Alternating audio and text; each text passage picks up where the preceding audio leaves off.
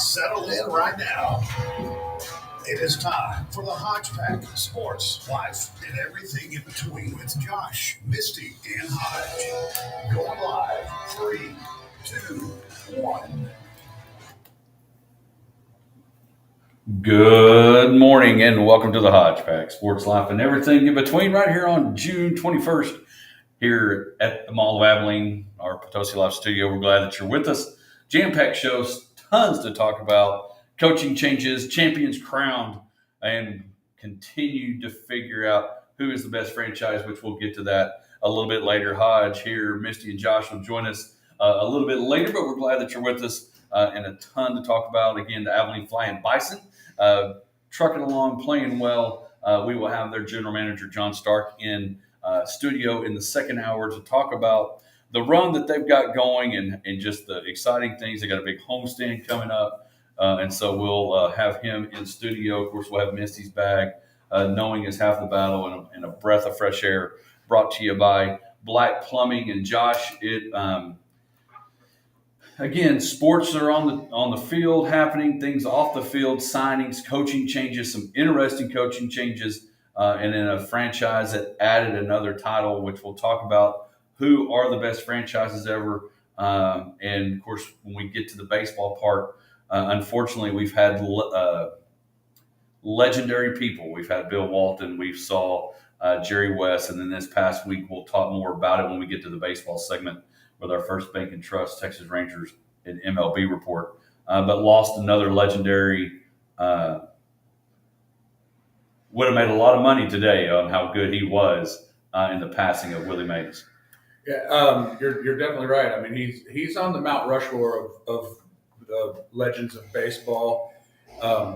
Depending on who you talk to, some say he was the greatest ever, but I don't think there's anyone that doesn't put him in the top, 4 to 5 at least. So it's one of those things that obviously we only know him from videos, and the catch that was made at the Polo Ground, is still talked about today and is one of the legendary moments in baseball history.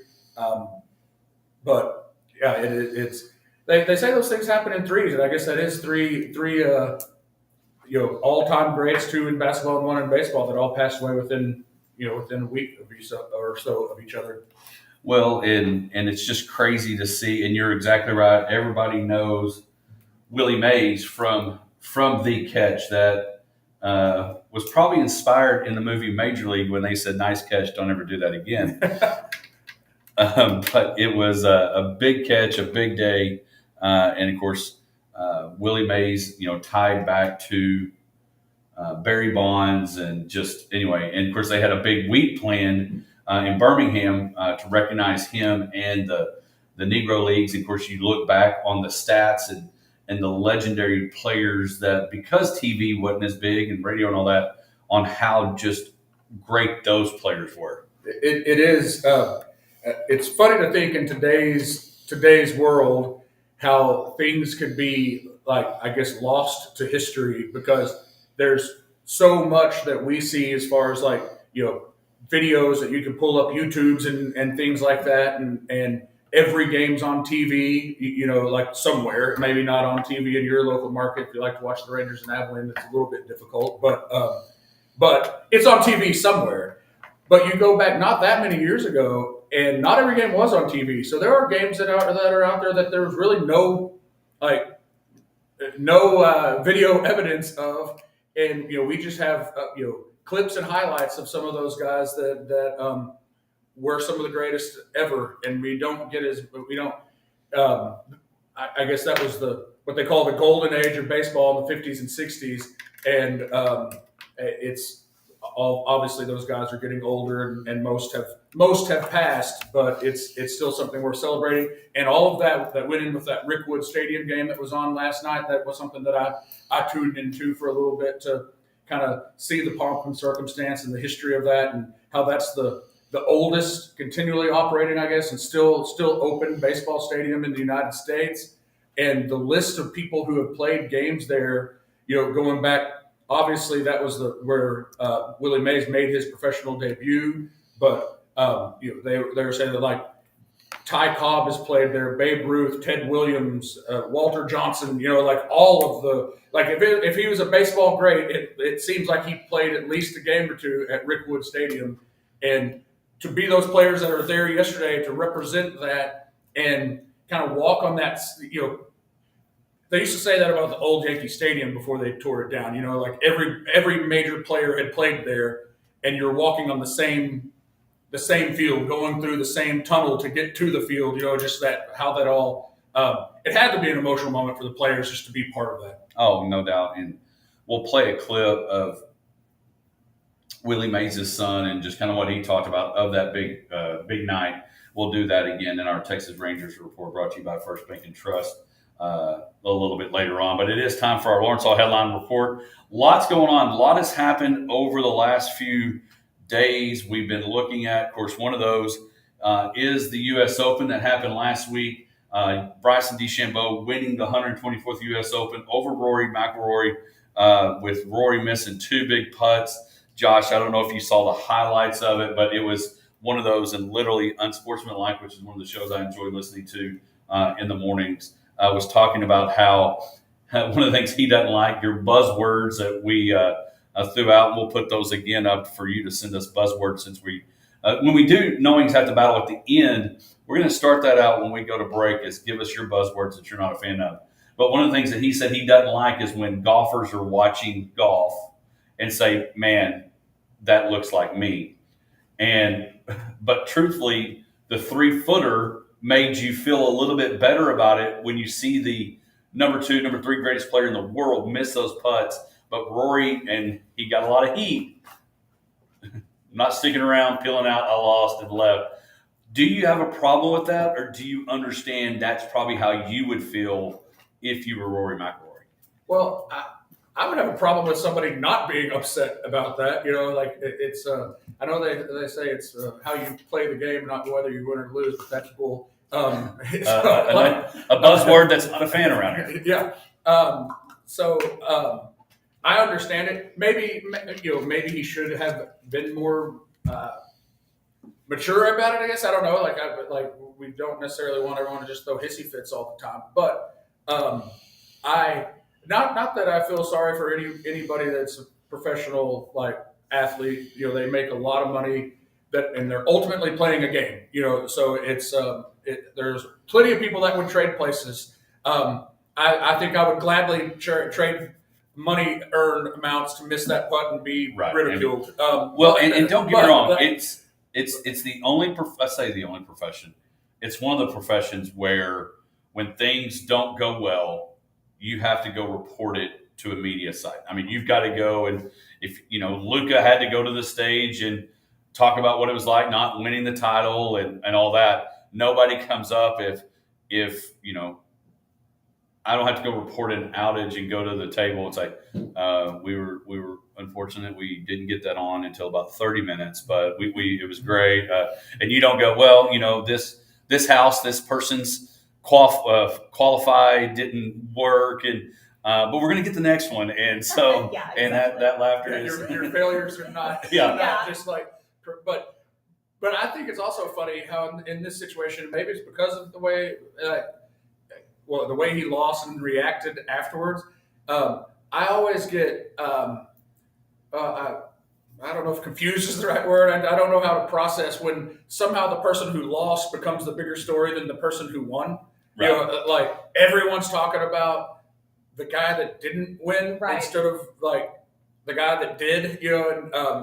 That's just kind of. Do they have beef? Like, do him and Bryson? Is it because of who he lost to? No, they don't have. I mean, of course, he was just because I know Bryson's, not everybody's favorite. But he is he's become Kyrie Irving. No, yeah, he literally has flipped the switch. Where now, granted, Rory was the very outspoken against Liv.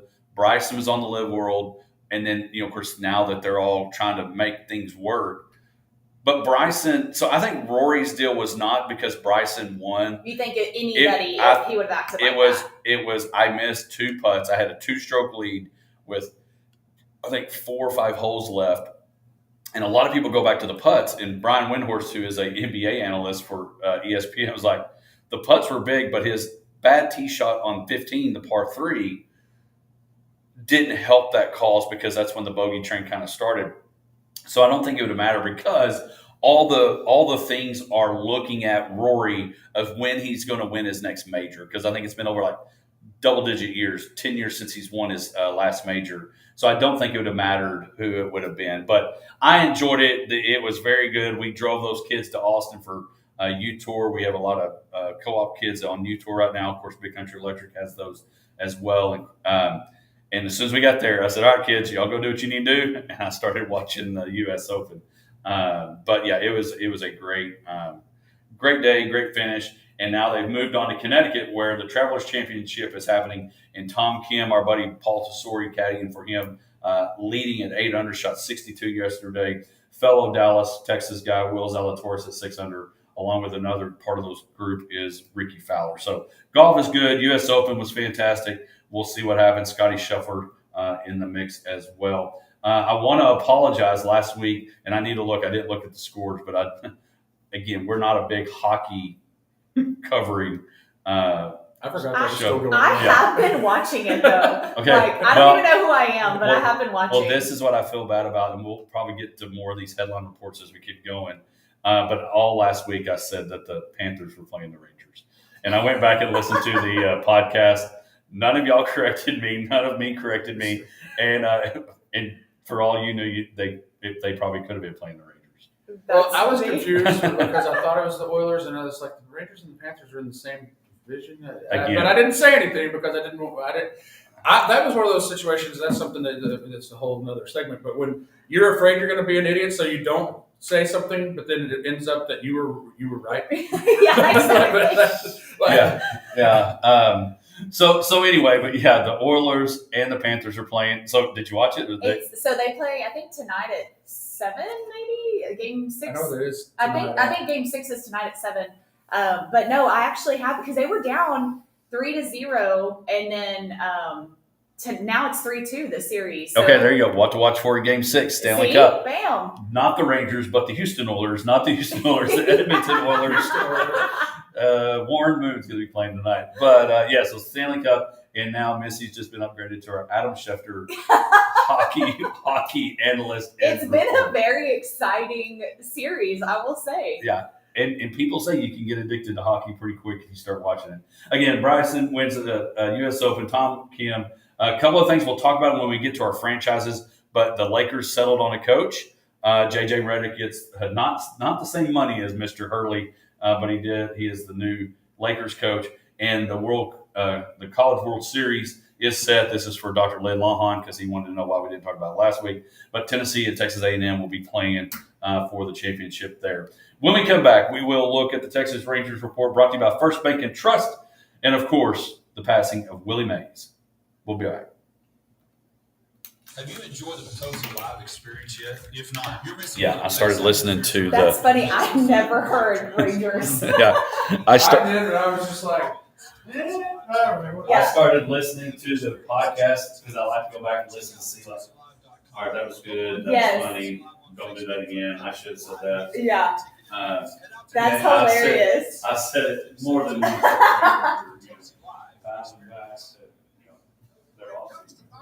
That series, though, has been, like, really good. There's been so many fights, and that's really the only reason I watch hockey. It's for the fights. Like, they have been beating the crap out of each other, and I'm here for it. Like, I love it so much.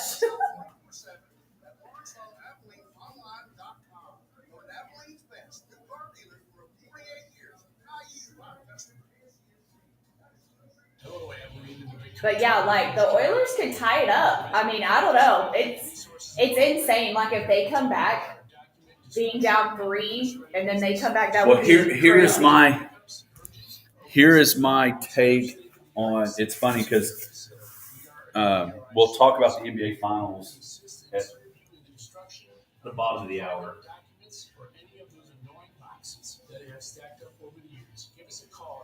But like it really is good. But you mentioned that, and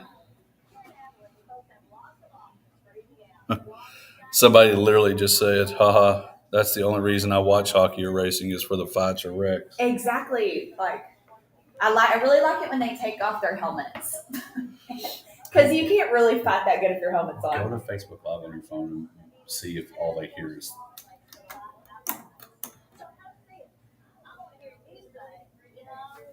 Because I want to make sure that I think that's the case. Okay.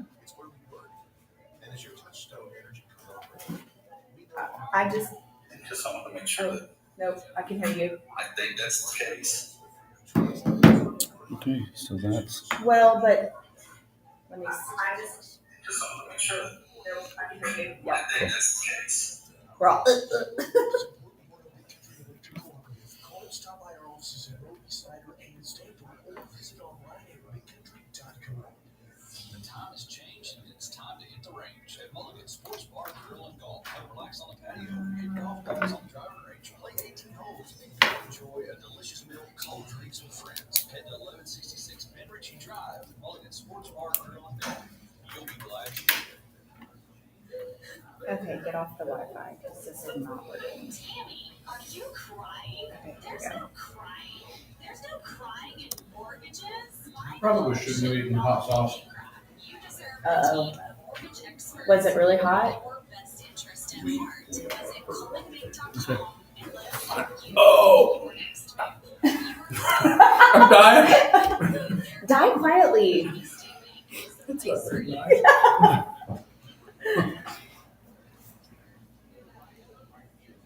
My back hurts. That's funny. This is. I forgot. It's okay. I'm a terrible human. I really am terrible. Are. I'm terrible at human. Gosh. We need to get my act together. Now. I don't know. I mean, I'm struggling mightily. Yeah, maybe I'll talk about it later. Mm. You don't care, Hodge. Just move along. That's not true. Yes, it is. We are the Country Giant right here, the Hodge Pack Sports Life and everything in between. Hope you're having a great day, ready for the big weekend. Hope you have things in store, a lot of opportunities. Holly's hosting an event tonight, another fundraiser for the folks that suffered loss in the Holly tornado and the Hodges tornado. So they'll be there for that tonight. Mark Powell's playing, Caleb Sutton, a few other folks playing out at the Holly. I believe it's a youth baseball field is where it's at. So if you want to go watch that and listen to some music, be good. I went to the Belton with the Boys last night. That had some folks that did a good job. And so anyway, and before we get to our first break in trust, another tough week of not storms, but the fires in Ruidoso. So many folks that a lot of people here in Abilene have memories there, homes there, and unfortunately, they're still trying to work and get that taken care of. So hopefully the rains are good, but the mudslides don't happen, and they can get those fires taken care of and put out. And for those that did it, it's going to be rough for them. So, but let's dive into our First Bank and Trust Texas Ranger Report. First Bank and Trust, right across the street from Abilene Country Club. Banking needs, they can get you taken care of. Go see them, again, right across the street from the Abilene Country Club. But let's dive in. Josh, we'll talk Texas Rangers first, and we'll wrap it up with Willie Mays on how great of a guy that player was and the impact that he had on the game. But the Texas Rangers, bit of a struggle. They found that 14-2 rough one with the Mets. And, of course, the Royals are coming to town, and you'll be up and close and personal for that this weekend. So, Josh, kind of give us a recap of the Rangers heading into the weekend. Sucks. Next segment, please. And we're done. I mean, they're playing awful. We talked about last week how they beat the Dodgers a couple of times, and we're going to Seattle. Had an opportunity to try to close some ground, take advantage of the fact that Seattle, I think, is very smoke and mirrors because their offense is not very good. Although they have started hitting the ball well lately, I hope it doesn't continue that way. But yeah, instead of taking advantage of that, going in 5 games down and thinking, all right, maybe we can come out of there in a little better shape. Nope, it was the opposite. Got swept. Just lost 5 games in a row there until they salvaged the last one against the Mets. Got blown out 1 game by the Mets. Got a bad loss with some bad late defensive play and another. So it's just all around bad. I'm generally not the sky is falling type, when it comes to baseball, especially. It's a long season. There's ample opportunity to turn it around even still, but the clock's ticking. The calendar is about to flip into July, and if there's not some movement, we're going to, be on the maybe the selling side of the trade deadline instead of the buying side, which is always the waving of the white flag. Happens by a lot of teams in July.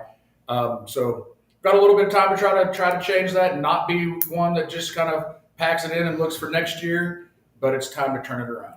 You don't sound as confident as last week when I asked you how you were feeling.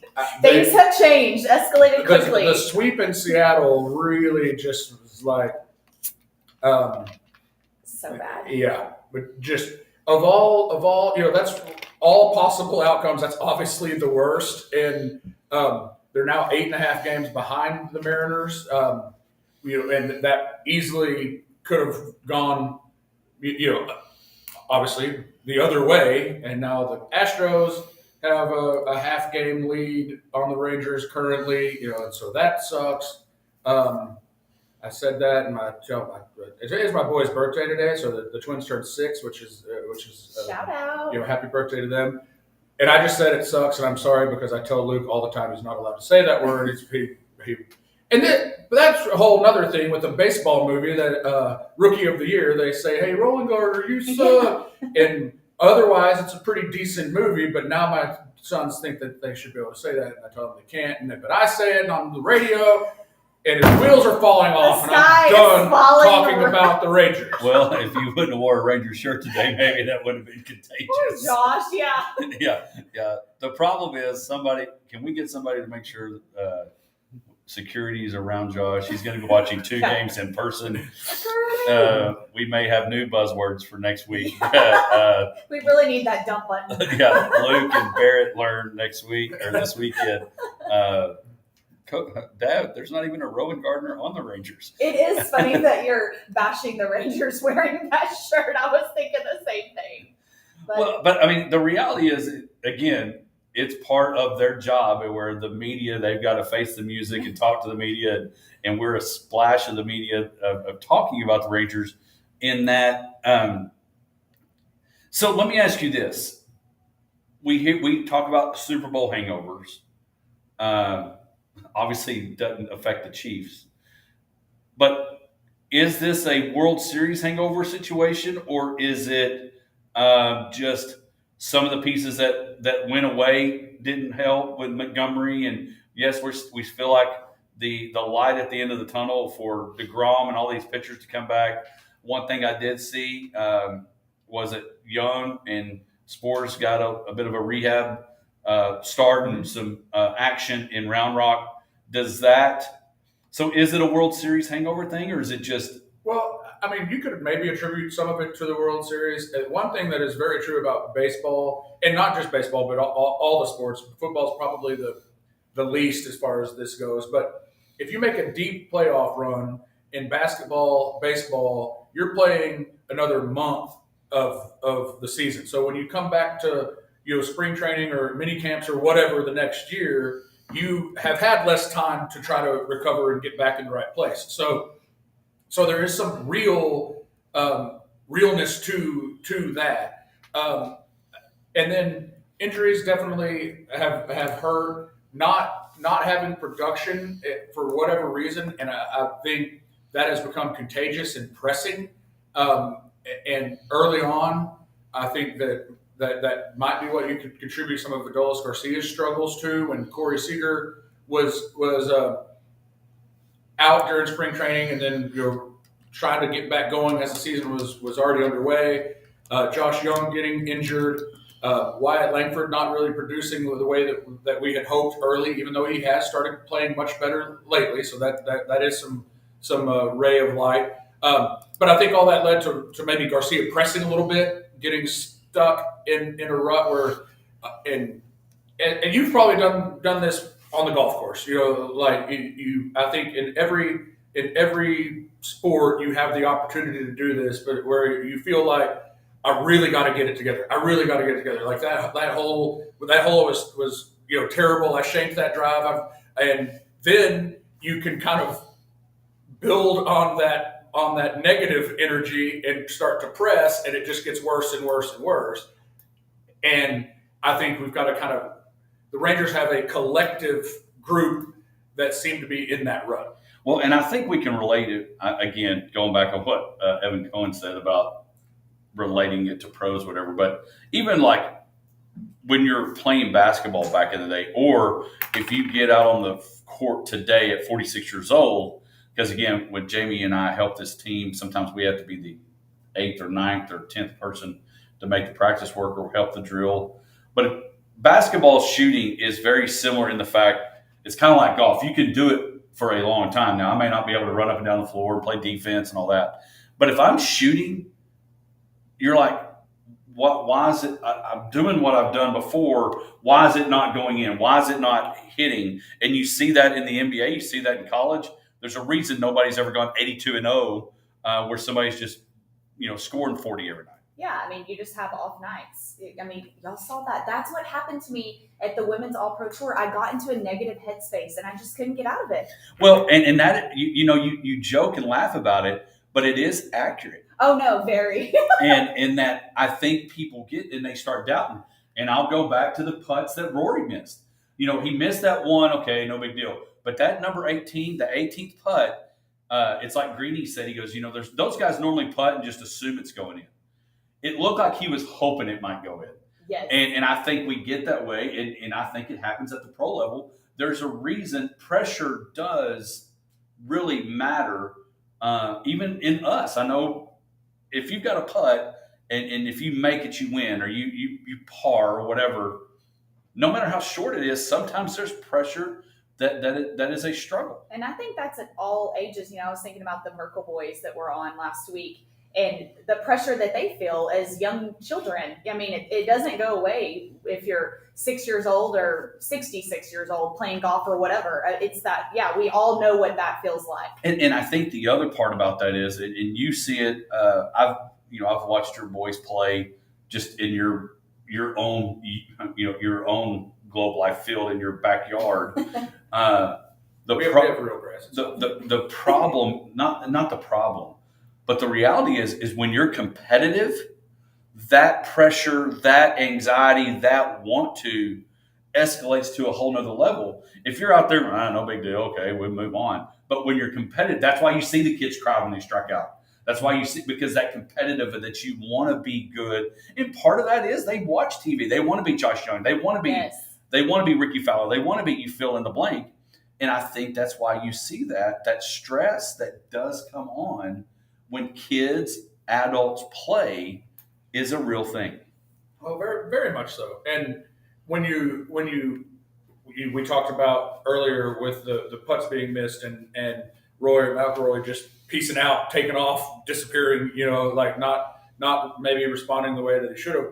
But if you're Adolis Garcia, who I think that he really is, not to put all the blame on just him, because Tavares hasn't hit really well. Jonah Heim has not hit to the level that we would expect. But Garcia is supposed to be the masher in the middle of that lineup. He carried the team obviously against the Astros in the ALCS last year. All of the drama with the walk-off home run in Game 1 of the World Series. He's that linchpin, and it's just not working this season. It started out okay, and then I think the amount of pressure that he would feel to not only he wants to win, he wants to be good, he also got his first like real contract, payday over the offseason, as he kind of held out through the arbitration process, and they signed him to a 2-year deal. So he's for the first time really got big money tied to playing well.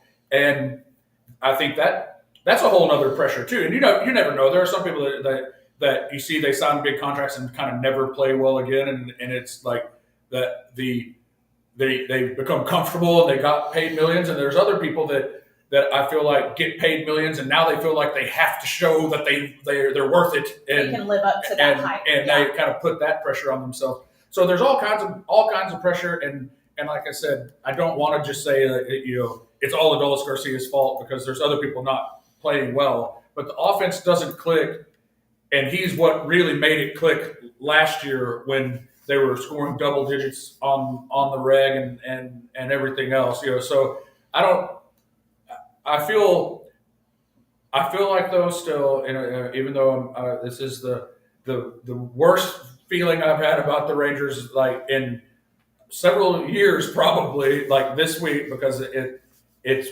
that sweep in Seattle after just keep on thinking, all right, we're about to turn it around.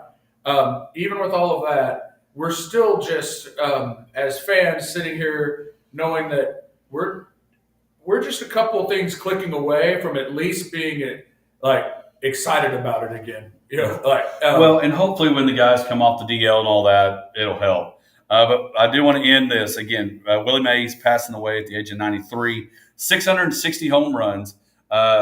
Number 1, 2, 3, 4, 6 in the home run leader category. All are Hall of Famers in that top 6 except 2. One will be eventually whenever that time comes for Albert Pujols to be selected. He'll be unanimous. Well, I say that. They don't do that anymore. Somebody's going to vote no. But then Alex Rodriguez will probably never be. But when we come back, Alex Rodriguez played for one of the best franchises of all time, the Texas Rangers and the New York Yankees.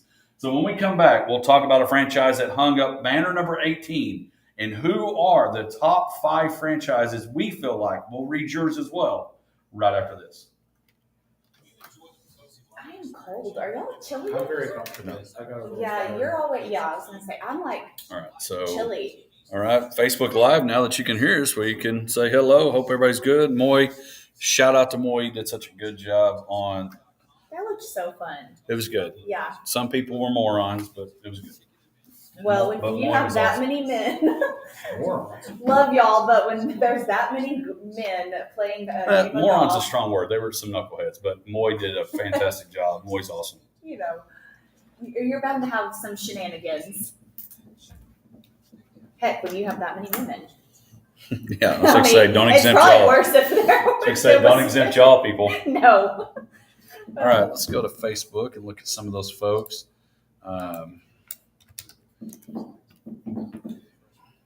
Willie Mays' third all-time career WAR for a position player, like behind just who would be the 2 guys ahead of him in wins above replacement? Have a guess. All right, say that again.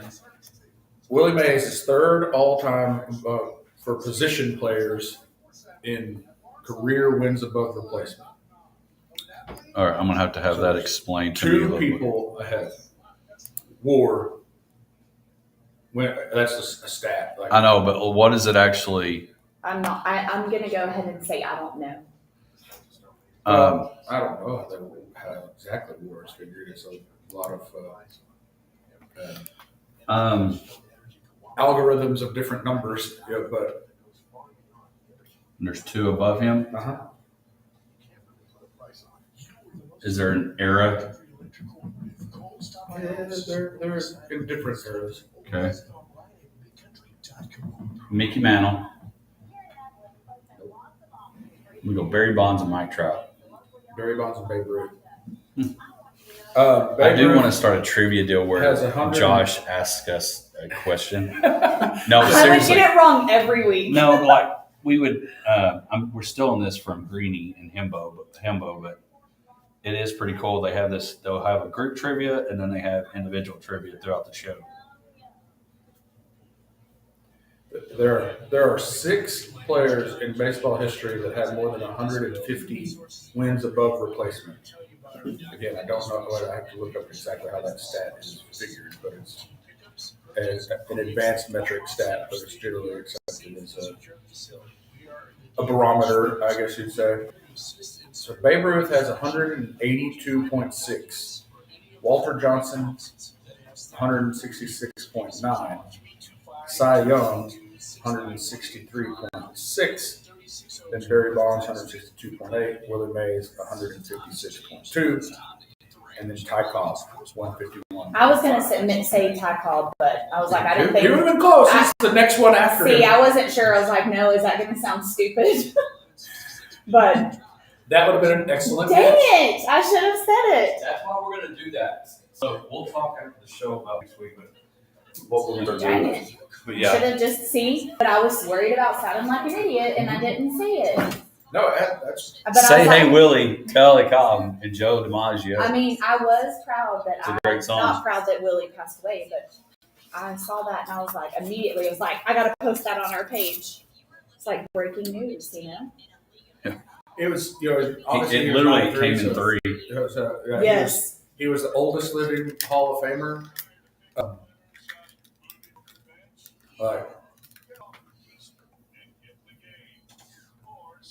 One of the, I don't know if it was the last, but maybe to play in the Negro Leagues is still alive. Welcome back to the Hodge Pack Sports Life and everything in between. Some of the splinters that are happening now are no longer for the NBA people because the NBA season is over and it ends with the Boston Celtics, not the New York Rangers in the Stanley Cup, but the Boston Celtics winning their 18th banner over the Mavericks. One of the things, going back and listening to the podcast, we were talking about how I'd set the Rangers, not the Oilers, and listening to the podcast, you said they were getting swept. I was wrong, I will say. They did win. They should have gotten swept. They won. Mavericks won in like dominating fashion, and I don't know if it.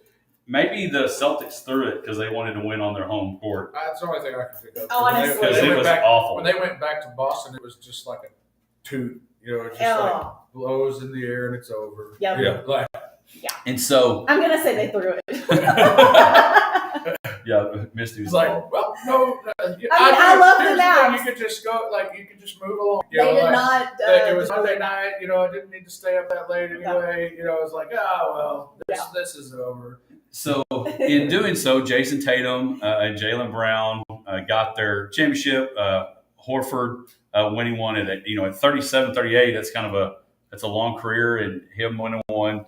Holiday winning his second championship. He was added on with one with the Bucks, and then now winning with the Celtics. But the Boston Celtics win their 18th championship, and they were tied with the Lakers, which was fitting to get that other one. They won it on 6/17, which is their area code. They were all talking about that kind of stuff. And then, of course, they had the parade. But the Celtics win it. And then you start thinking about the franchises.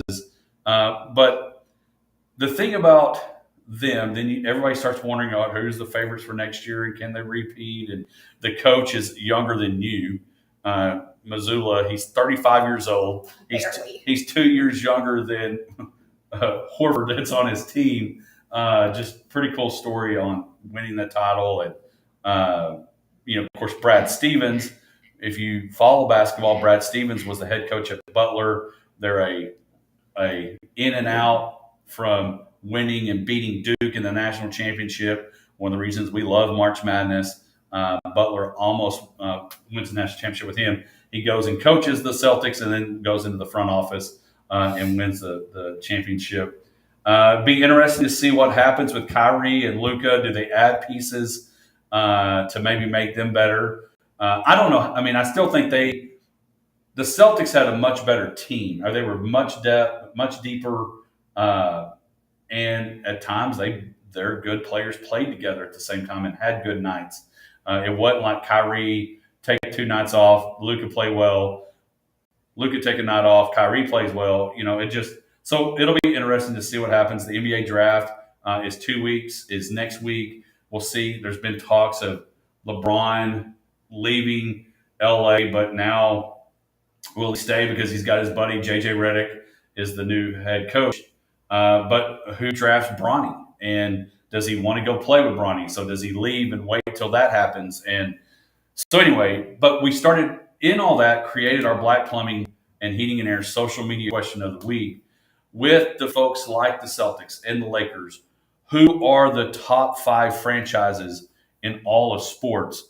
Read some of these. Coach Bornholt put Dallas Cowboys, Atlanta Braves, Boston Celtics, New York Yankees, and the Kansas City Chiefs. Lynn Lawhon puts Cowboys, Yankees, then everyone else. Daniel Williams puts Cowboys, New York Yankees, Golden State Warriors, Patriots, and the Giants. A lot of Cowboys, Randy Burson, Cowboys, Celtics, Yankees, Lakers, and the Pats. First one to put soccer, Don Connell puts Dallas Cowboys, Manchester United, Yankees, Patriots, and the Rams. And then Will Donovan, Cowboys, 49ers, Lakers, Boston, and the Yankees. And then Michael Cole, not a single person so far listed the Packers, really, with a question mark. And he put his top 5, must be a Packers fan, because he goes Packers, Cowboys, Real Madrid, Yankees, and Lakers.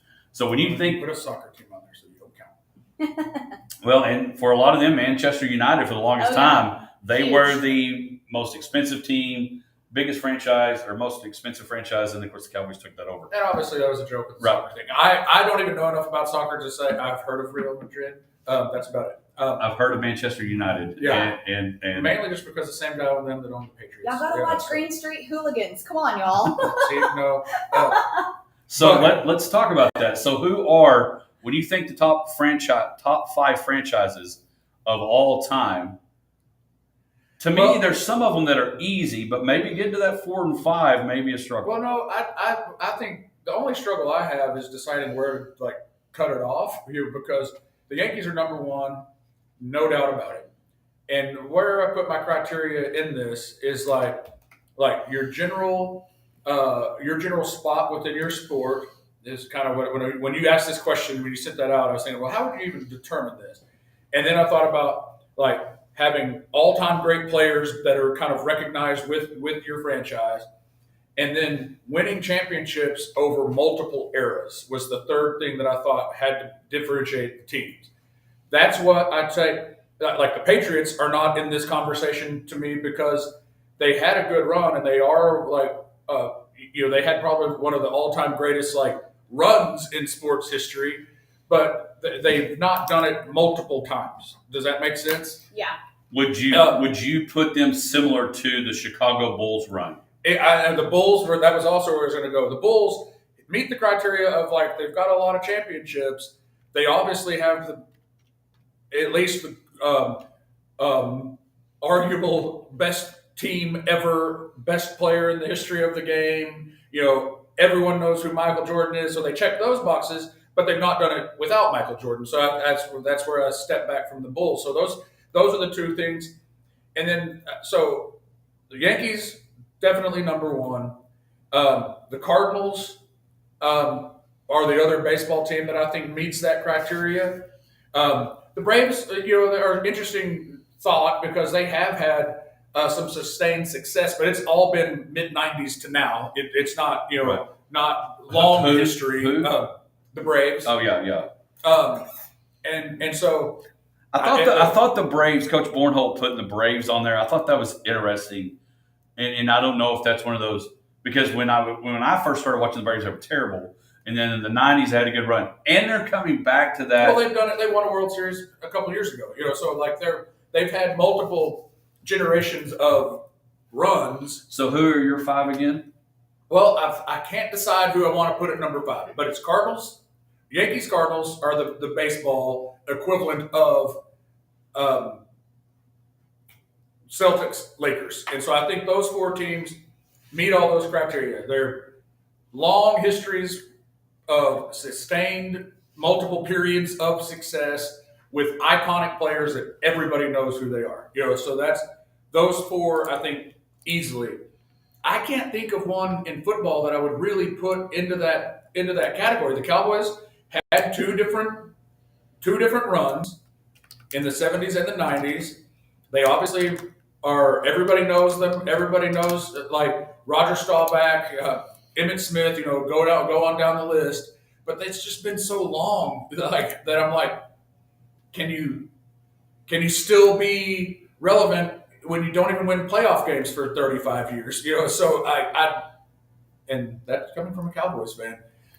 So the Packers would probably be my football team that I put under that, but they also seem to have very highs and very lows. They disappear for long periods of time between having that success. And the Steelers, I feel like, are very much like the Cowboys, as far as their overall. So Steelers and Cowboys are close. I don't know. So what's your thoughts?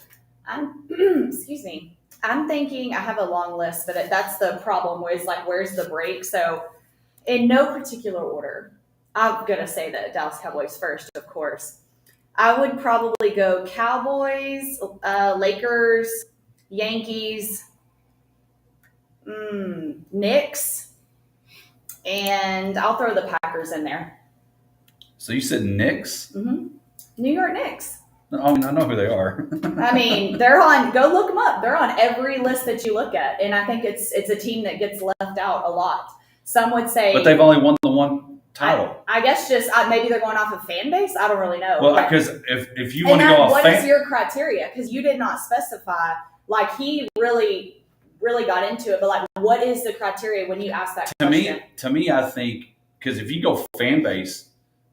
When he starts saying the Cardinals, I agree. But I think when you go fan base, I think you would have to put up a battle between the Cubs and the Red Sox. Well, So, but when I think franchise, I'm thinking titles, legendary. You say the Patriots, not so sure. See, and I would put Patriots up there too. And so when you look at it, again, the Steelers and the Steelers and the Patriots have the 6 Super Bowls. But to me, when I think my top 5 franchises would be the Dallas Cowboys, not in any particular order, the Dallas Cowboys, the New York Yankees, the Boston Celtics, and then that's when you start wondering where is 3, 4, and 5, because the Packers have. You talk about a fan base, their people own them, and so the Packers are there. I would not, and then you have to start thinking: are the Lakers in that?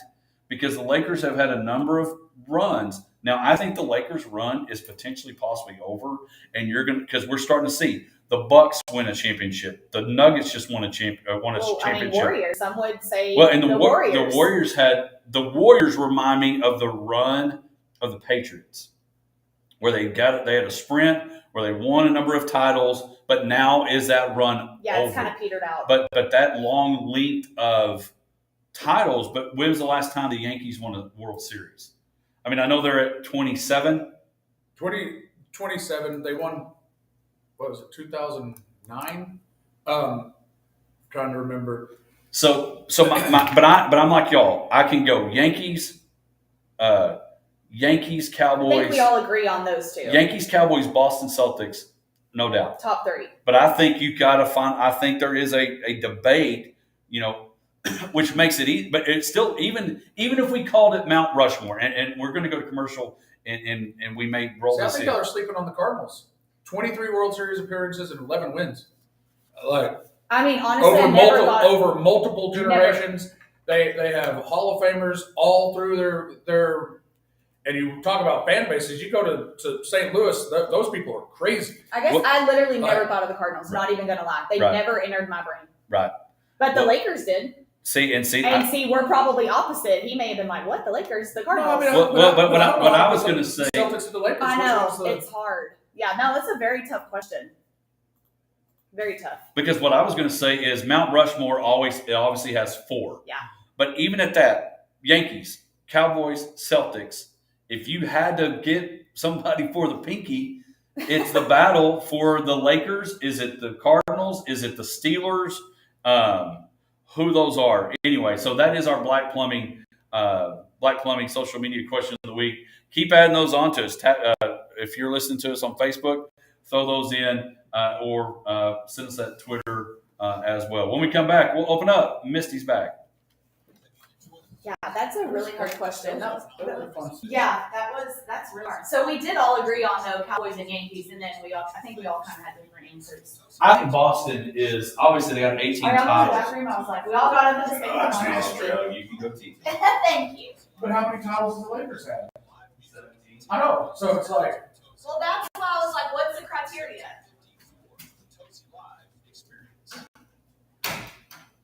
The Lakers have a recent championship, although it was the bubble thing, and I don't really think that was.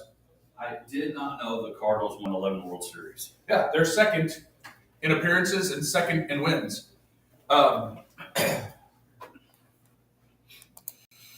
It's hard to even think past the Yankees in baseball because no one's really in the same conversation. Right. Like, you don't have anybody's all-time team list that doesn't have at least 2 Yankees on it. You know, like if you're like, who's the best right fielder in the history of baseball? It's Babe Ruth. You know, like you're not putting anybody else over there. You know, like and then Joe DiMaggio, Lou Gehrig, Mickey Mantle, Yogi Berra, you know, like just Derek Jeter. I mean, it tastes like Miller time. Celebrate responsibly. I don't think there's a franchise. You know. Hello, Abilene in the big country. My name is John Keating. I am a resident at Disability Resources Incorporated. I'm here to tell you. You don't think there's a franchise what? I don't think there's a franchise that's even in the conversation to the level the Yankees are as far as like. Safe and secure facility. I don't think Well, and they're a fan base too. Now, I think when you start talking Knicks, which is just good to know, folks, you're getting. Well, it's just I would have not thought about them, but when I was starting to kind of go for that 4th or 5th spot, I'm like, man, I was thinking about like Boston. I kept thinking about different teams, and then I was like, I'm going to see like overall where they're ranked, and I was like, the Knicks. Now, when you say ranked, what was your criteria of that list? I was kind of thinking more like No. When you Googled it, and your Knicks were on that list, what was your list? What was it under? The value, most valuable sports teams. Okay, so that's the other criteria. Like from a dollar standpoint, there's fan base. That's why I was like, when I was looking at that question, I'm like, crap. There's so many ways you could go for this question. Is it just straight up championships? Is it fan base? Is it most valuable dollar wise? So.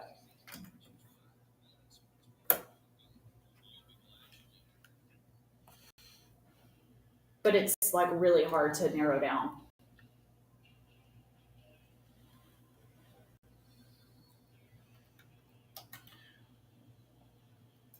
Welcome back to the Hodge Pack. We're glad that you're with us. Tom Kim, Travelers Championship underway. Leader was 8 under. Tom shot a 62. Will Zalatoris, fellow Dallas native, 6 under. And Ricky Fowler, part of that group at 6 under. They got tee times already rolling. We'll look up and see how Paul and Tom are doing today. College World Series set. The ACC SEC tournament basically is what it was at all ACC and all SEC teams, and the SEC teams will be battling out for the College World Series championship as the Tennessee Volunteers and the Texas A&M Aggies will be playing, and that series will start tonight, and so in Omaha again. So we'll see who wins that crown. But it is time again. Of course, we want to give a shout out to Mulligan's Sports Bar and Grill, golf, things that you can do. We got the Scotty McCreery concert coming up September 14th. Tickets are on sale. I'm sure sponsorship's still available as well. So go check those out. But it is time for Misty's Back.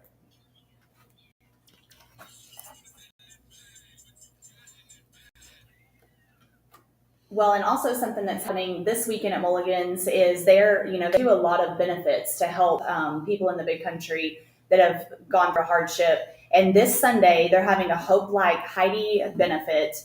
So it's from 1 to 7 this Sunday. They're going to have a crawfish bowl, silent auction, 4-man golf scramble, sand volleyball tournament, bake sale, all the things. And so go to Mulligan's, have a Sunday fun day, and help benefit someone in need now.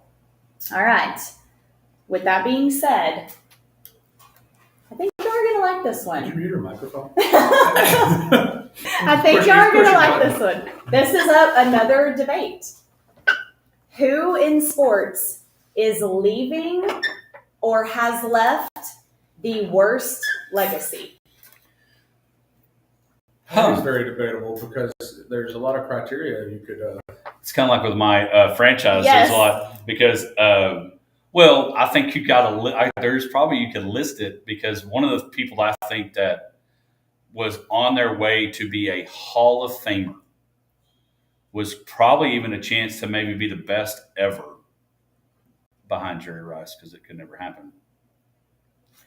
But when Antonio Brown figured out that Instagram and Snapchat was on his phone and started posting stuff mid locker room and after games, Antonio Brown left a pretty bad mark. That's a good one.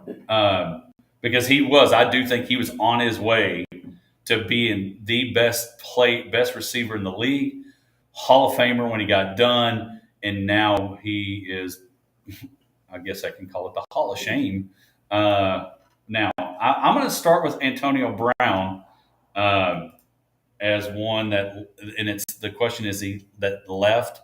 That is leaving, so somebody may be currently playing that's like, yeah, this is a dumpster fire and they've screwed themselves, or has already left. So past, present, future, all the things. I'm going to go with Antonio Brown as my first answer. I was going to say, this one should have multiples. Well, I've got, like I said, there's different criteria in my mind that you could think on, and one that popped in my mind for purely on the field, not any kind of like antics would and there's probably a fit this where they Paul Goldschmidt, first baseman for the St. Louis Cardinals, he was having a borderline push to be in the Hall of Fame type career, and he plays in St. Louis, and who's they're a very strong baseball town, like we talked about in the last segment, and he's just not any good all of a sudden, and so not anything that he's done to make a fool of himself or anything like that, but it's just like he's getting paid a lot of money and not really producing, and so Paul Goldschmidt, it just so that's something. And like I said, if you're not really following and paying attention, he's not out there making a rear of himself, as far as like off the field stuff, which is usually what gets you more hype, if you will. But just tailing off at the end of his career, that like if there's a solid chance that he's not remembered as good as he was, because the end of the career is just kind of a waste of space. If you, but I think that's not as interesting as like say someone more controversial that does do things that move the needle. And I put like, and you mentioned him earlier, it's like not going to get in the Hall of Fame, but Alex Rodriguez was a guy that through his career in baseball, came up with the Mariners, was instant superstar, signed really the first gigantic, major league contract that we saw, when it was, which is funny you think about it now, it's like not a lot of money. You're like, because we talked about with the quarterbacks, just like wait a few years and you won't be the highest paid anymore. But he signed that 10-year deal with the Rangers, produced at an amazing level on the field, was pretty much just a jerk all the way around. Got traded. Couldn't make things work out with J-Lo. And how do you mess that up? She can't make it work with anybody. Yeah. Maybe she can make that. She's the problem. Maybe she's the common denominator. But constantly in the news, constantly, but he's kind of revitalizing his career in the booth. By going, to the media side of it and being more likable somehow, so maybe he's coming back around, but not hijacking, because I'm not hijacking segment at all. But do you think we will see, and it be a brief answer because we're going to do the ID, and I want to get, because I got some other ideas on this deal. Do you think eventually the steroid guys get in the Hall of Fame? Because to me, I look at the live guys are eventually going to be liked again because of this merger, and it's going to be okay in the world of golf again. Do you think that Alex Rodriguez and those guys, Yes. with unfortunately meaning enough people pass away that have the votes, get in the Hall of Fame. Yes, I do, just because we talked about that list of war. I guess that was during the break, so y'all didn't hear it if you're on the radio. But Willie Mays is the third highest position player career WAR. The second highest is Barry Bonds. The first is Babe Ruth. So I think if you're thinking about the history of the game, you can't tell the history of the game and just omit that Barry Bonds exists. Like, you just can't. And Alex Rodriguez is in the top 10 on that list. So you can't tell the story of baseball. Just say, well, these guys in the 90s and 2000s were number-wise some of the best that ever played. We're going to have the Hall of Fame, and you're not going to hear about them. That can't happen. Right, we're going to pause for station identification real quick.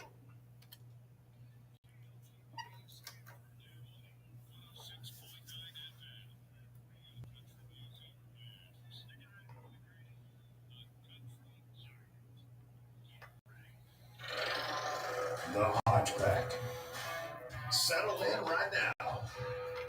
It is time for the Hodge Pack. Sports, life, and everything in between with Josh, Misty, and Hodge. It's time for hour 2 of the Hodge Pack. We are rolling into hour number 2 with Misty's Bag, brought to you by. They've got a benefit this weekend. They just do so much. Shout out to Kyle and Sam and all of them that make it happen out there at Mulligan's. And so, Misty, for the listeners that maybe just tuning in, give your question one more time. So the question is, who is leaving or has left the worst legacy in sports? And so this was another tough question, which is why I really like it. I actually debated this with my coworkers yesterday, and I have their list of what they said that I would like to share. But I'm going to go, you were talking about the history of the game. So I'm going to pick the, what was it, 8 or 9, the 1919 Black Sox that threw the World Series is who I'm going to say has the worst legacy or left the worst legacy. So I'm going more team-based here. But some other people that were mentioned, John McEnroe, tennis player. One girl said Johnny Football.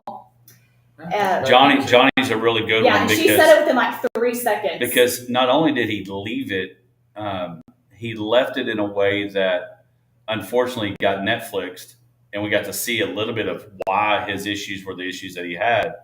But he was a guy that was the opposite how Tim Tebow was great in college, struggled in the NFL. Johnny was great on the field in college, terrible in the NFL like Tebow, but his legacy changed because of how Johnny ran. Well, he flared out. Right? Yeah. Just completely just. So whoever had Johnny, that's a good one. Yeah, that was Kaylee. So another one I thought about was Michael Vick. But he was another one that kind of redeemed himself. He did, on the backside. And then Ty Cobb were some of the ones that were mentioned yesterday. A group of us were talking about this. Not to throw a whole lot of kink in it, and I haven't read this, so I don't know what Zane just sent us. But it's about Shoeless Joe saying, "How dare you throw down on Shoeless Joe?"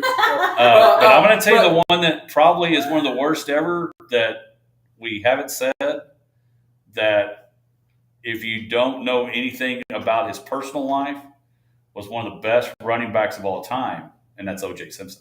Oh, well, we talked about O.J., but talking about a legacy that got he was not only universally accepted as one of the best running backs of all time. He was a beloved actor, and he making his move as far as off the field post career. Was TV commercials, the whole thing. He was known as the guy. I mean, everybody says when you're trying rental car guy. Yes, when you're trying to catch your flight, he's running through. Everybody's like, I'm pulling an O.J. Simpson. And if people don't know what you're talking about, they're thinking you're about to kill somebody. Yeah. No, but yeah. So we talked about him too. So O.J. is one. There's another one to think about, and those, O.J. is and Johnny Manziel are perfect examples of clearly their legacy is garbage. Garbage. There's no debating it. It's done. But there are some that and I feel like LeBron James can fit into this category where it's he's controversial because some people would really, really like him and his off the court stuff that I think he just talks too much about things that he might not really know enough to talk about. Which, I mean, you can say that about me. But he rubs a lot of people the wrong way. He has won some championships, and he has demolished some teams. Like just made them and ruined coaches' lives. Yes, and like left ruins when he went to other franchises. And so but there's people that would argue that he's the best basketball player ever, and would would celebrate his every accomplishment. So that's a controversial. Well, and another one, of course, Zane. Of course, we appreciate everybody listening. Since text, appreciate that. He said Phil Mickelson. Phil Mickelson was beloved. Was the guy that giving you the thumbs to thank you for being here. 2-inch vertical wing. And then he went the live route and started doing all the things that he did, and so his legacy changed some. Another one, staying in golf, and we'll talk about it and make it part of Lawrence Hall Headline Report because we had so much early on. But the PGA just gave an exemption for Tiger Woods. That basically, hey, we're going to give you an exemption. You're the man. If you want to play in this tournament, we're going to put you in.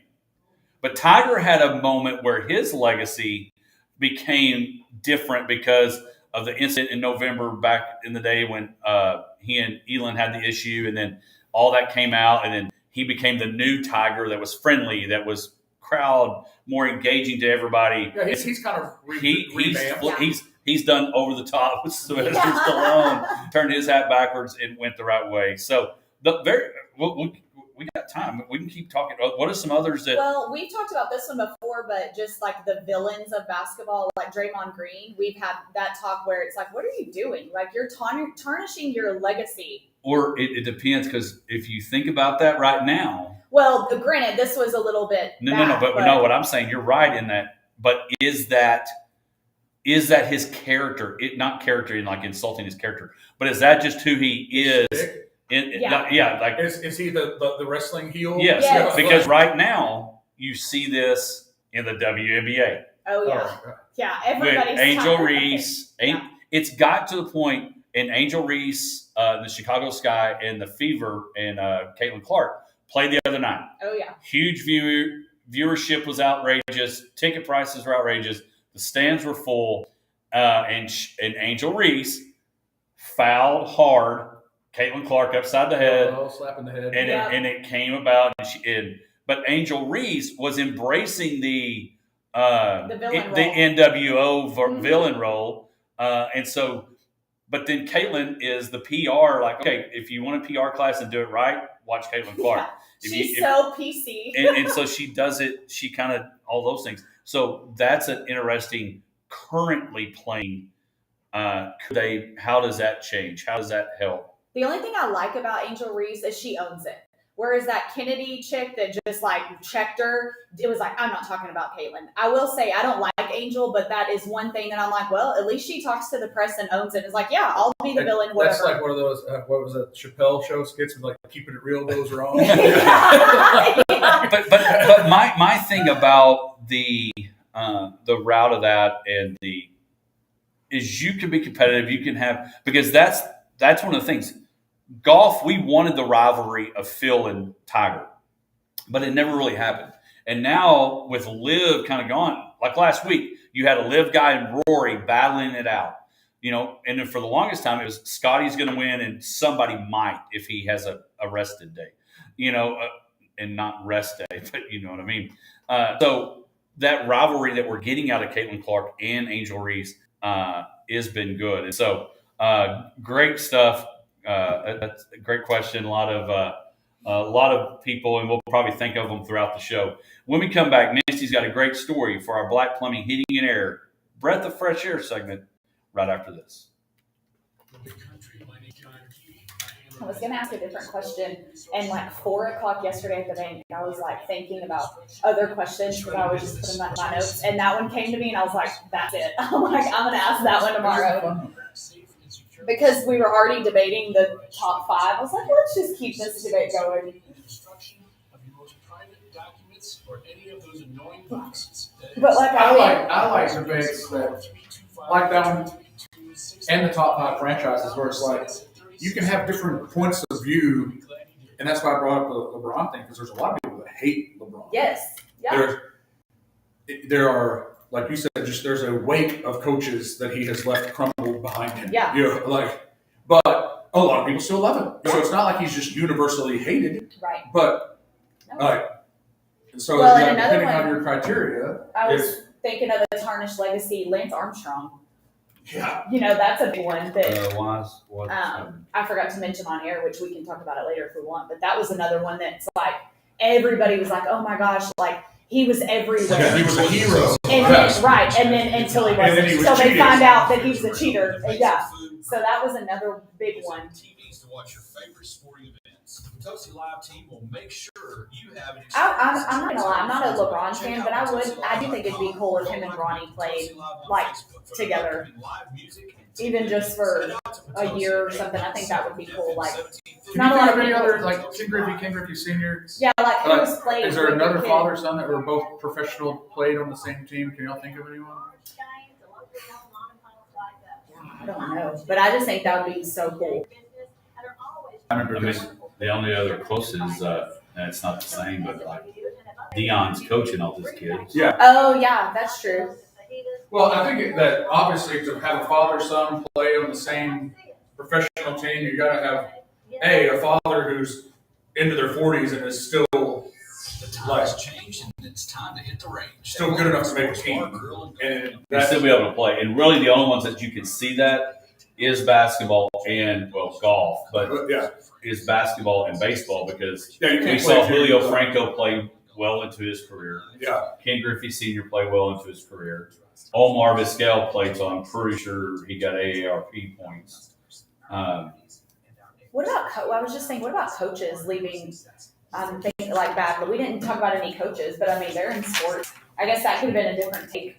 Like coaches leaving. You've got the info on that. Yeah, I've got it. Yeah. Well, I mean, yeah, because you've got a lot of coaches. But we didn't think about any coaches like either. Billy Gillespie going from Texas A&M to Kentucky, and it was like the next like big thing, and it was all great. And then like things spun off, and now he's like, well, he was at Ranger College. I don't know where he's at now. Didn't he get a job at a real school again? Real school, not offensive, but a Right. 4-year school. Yeah. But that's another take that I'm kind of surprised Hodge didn't throw out a coach. But I mean, really, it could have been. I mean, anybody. But again, it's the criteria. Like, how do you base that? But yeah, I think Lance Armstrong's one of the. well, that's why I started to know that it was a lead balloon, but with like Paul Goldschmidt's just one I can think about currently. It's like not anything. Most of the people are off the field things that you think about their legacy being bad, but just they're playing like when they play so bad at the end of your career that you forget that they were once really good. Does that make sense? Right. Yeah. No. Well, welcome back to the Hodge Pack, sports life and everything in between. In hour number 2, and it is time. One of the things we started last week, we talked about Kobe shoes, and a week ago we talked about the Birmingham Southern that their school closed, but they played hard and made it to the Division III College World Series. And today we have our Black Plumbing Breath of Fresh Air segment. We'll get to that in a moment. I want to encourage you. Black Plumbing is offering a $79 AC tune-up. They'll come out, check your AC, make sure it's all good, get you ready for July as the summer continues to roll. But give them a call at 325-675-8391 and get that AC tune-up today. And call them and tell them the Hodge Pack sent it. Got that from there, and we'll work on maybe knocking that down a little bit less than 79. So give them a call, 325-675-8391. Misty? So this week's Breath of Fresh Air goes to Dylan Beard. So Beard is a hurdler who is going to compete for a spot on the United States Olympic team heading to the 2024 Summer Olympics this year in Paris. He also works full-time at the deli counter at Walmart. And so interesting story is basically nobody knew who he was. He went to compete on the 60-meter hurdles in the Milrose Games in February of this year. And so he went in, he ends up winning it and breaking records. He's actually now the 3rd best hurdler in the entire world. And so it's just a really cool story because he trains, by himself. He's an unsponsored athlete, just trying to pay his own way with his own ability and his paycheck to the Olympics. He trains at NC State, and just a really cool story. It was on the Today Show, and they did about a 5-minute video and interview with them, and just super humble. And he's like, yeah, like, I'm a competitor, but I also work at the deli counter at Walmart. Like, I'm both of those people, because they were like, you work at Walmart? And he was like, heck yeah, I do. Like, just so sweet, so humble. And so he's actually competing. The trials are starting today through, I think, the 30th. And so he's on his way there. But the really cool thing at the very end of the video is, again, he's unsponsored. Stuff like this is expensive to travel. And so Walmart came in and gave him a $20,000 check to help get his family there so they could all watch him compete in the trials. And so we'll know soon if he makes the Olympic team. But when you see him finish the race, he kind of is, somebody came over and brought him the flowers. And he said in that moment, he was like, wait, why are they bringing me flowers? Like, the winner gets flowers. And he looked up and he saw the time as he was waiting for the board to light up. And he was like, oh my gosh, it was me. And so just really sweet. I think he's like mid-20s, just really sweet guy and super humble. And he was just so appreciative and grateful. Dylan Beard. Yeah. So look for him over the next, week and a half in the trials, and hopefully he'll be on Team USA. Well, and we'll get Missy shared the video. We'll post that on our Facebook page where you can watch that as well. But, you think about it, the Olympics, we know people like Ledecky, the swimmer, and when Phelps was in, and of course, unfortunately, when I think of track, except for like Michael Johnson back in the day, former Baylor Bear, you think of Usain Bolt. Yes. And when you think Olympics, one, I thought about this when you were talking about it, is that the Olympics are here. I mean, it's this next month. And it seems like because of Rona and how they had to change it, and Beijing had to take a break, but it seems like the Olympics are getting here sooner than 4 years because of the break and how they adjusted everything. But I just can't imagine if that's it makes sense on why you're working at Walmart or working anywhere else it's not like you just, hey, I'm going to go enter the PGA track world and run and win every week and make a living like you can with other sports. I mean, this is the time. Like, you're the cream. I mean, don't get me wrong. Don't get me wrong. They do have the world championships, and it's not like track meets only happen every 4 years. There's still track happening, but it blows my mind on seeing and can't imagine getting ready to compete every 4 years, for that is your ultimate. And it is going to Paris, Beijing, you name it. And seeing this guy do this and compete in a sport that not everybody just says, you know what, I'm going to go run. Yeah, no. And I'm going to go compete, and I'm going to do the hurdles at that. Because I prefer, when it comes to the Olympic Games, if you said, hey, you win a trip to the Olympics, to me, it's hands down, I'm going to watch the Summer Olympics. Oh, yeah. Absolutely. Well, and he also did this while earning his master's degree in public health at Howard University. And he wants to, stay dedicated and keep working on his track. And he wants to counsel at-risk youth as his kind of end game. And so this is a direct quote from him. He says, at the end of the day, my name is attached to what I'm doing. So yes, I'm working at Walmart in the deli, but it still represents me, which represents a lot of other people. And so I just think that's so cool. Like, how relatable. I mean, he's just amazing. I just love that he pretty much was like, hey, I'm going to enter that and I'm just going to see what happens. And then he wins it and is top 3 in the world. And it's just a really amazing story. It kind of reminds me of the men and women that are in Nashville popping into Tootsie's and the Bluebird and all those, and they're singing, hoping to get heard, but they're also working at the Grand Ole Opry gift store, or they're working at the Hall of Fame, or they're bartending, or they're whatever, trying to still chase their dream, but I still got to pay rent. I still got to eat. I still have to invest money into my career on what I'm doing. buy new guitar strings or buy this or buy new shoes for Dylan's, in Dylan's case. And so it is cool because you're going to see those over the next couple months when they start the Olympics of the journey that these people are on, breaking bread together along the way and doing life together on their way to Paris. And on the way, we've got some buzzwords that people have chimed in. We'll share those later. But you're going to see the stories of how they got to Paris and what their life was like doing it with other people together and journeying life along. Yeah. I mean, you're doing life together. It's just what you're doing. Yeah. And those that are, those that are sponsored by certain people, they can break bread with their sandwiches. Exactly. So to get you in on this without any other buzzwords, Tracy and I were talking about this. If you were sent to the Olympics, because, golf is hard to watch. Like Josh is going to go watch the Rangers. You're going to sit in the seats and you can watch the whole game. You go to a golf tournament, you've got to figure out the hole and watching everybody come through, or am I going to go follow a group and just stay ahead and all that? Because like when we went to the Colonial, you go to follow Scotty Scheffler and Tom Kim. You can watch, but then you better move ahead because the crowd's going. And we were talking about that at the Olympics, and I'm sure in Paris it's going to be all over. And it's not like, oh, I'm going to go watch the track and then schedule my time and I'm going to run over and watch the basketball or whatever. 3, if you had to, you can go all the way to 3 if you want to. But what would be if you said, okay, you only get to watch 3 of the sports in the Olympics? What are you watching?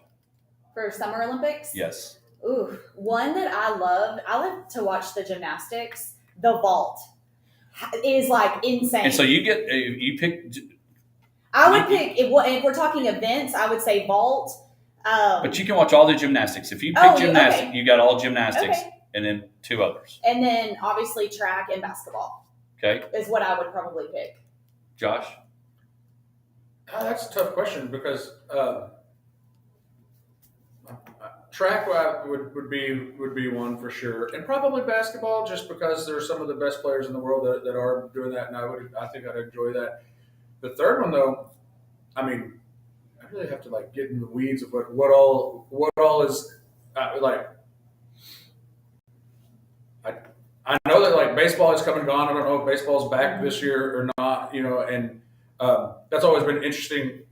From a fan standpoint, because the guys that are playing baseball on the Team USA are all up and coming prospect younger guys. It's not the ping pong. Is ping pong still a thing? I need a list of sports. Right? Yeah, I feel like ping pong is. What about equestrian? Is that an event? Yes, I think so. Yeah, I'm trying to think what all. They have different shooting sports that are. Ping pong is insane. Yes, they like how fast.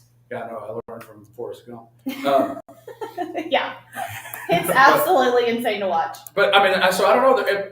But because on one hand, it would be interesting. You ready? Yes, I'm ready. Gymnastics, diving, swimming, soccer, weightlifting, handball, water polo, wrestling, artistic swimming, cycling, artistic gymnastic, rugby union, figure skating. No, that doesn't count. That's not summer. Track and field, volleyball, boxing, fencing, modern pentathlon, badminton, shooting, rowing, golf, tennis, archery, table tennis is still there, judo, surfing, beach volleyball, that one, the horse one, yep. Equestrian. Yep, that one too. Esquiddy. What? Esquiddy.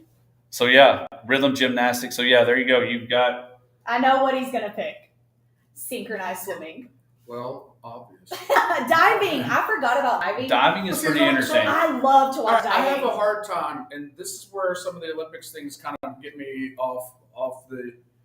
I have a hard time with quote unquote sports, because I do put that loosely, when it's based on a judgment of doing something, not you're faster than them, you're stronger than them. Your team played better and scored more points than them. You had less splash on the dive. Right. You got a group. Yes, I do, because I don't understand it, and so I'm not keen enough on sitting and saying, well, that looked like a very good performance.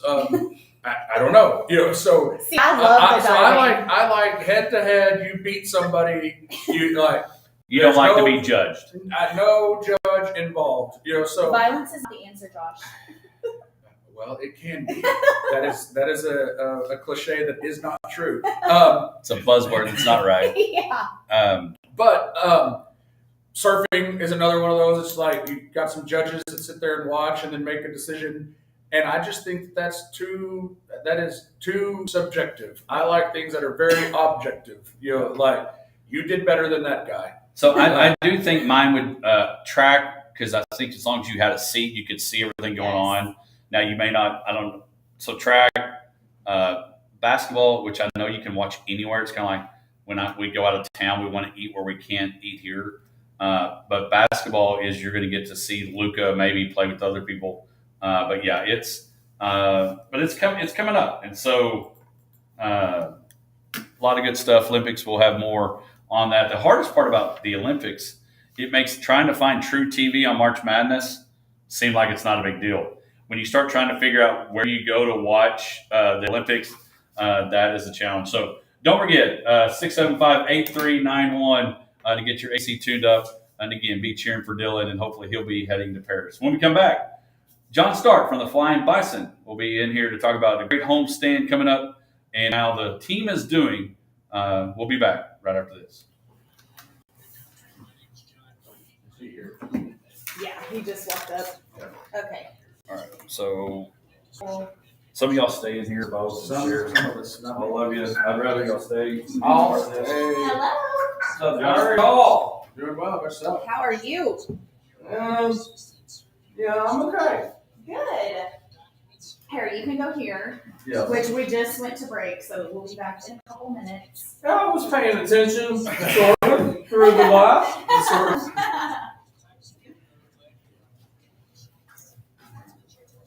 17-7, is that correct? Right That now? is correct. The last night's game being under protest. Under protest. Yeah. The umpiring in this league is so horrendously bad, it's not even funny. Hey, for the record, we're Facebook Live, so I don't want you to get fined if they've got. I mean, I'm sure they're listening.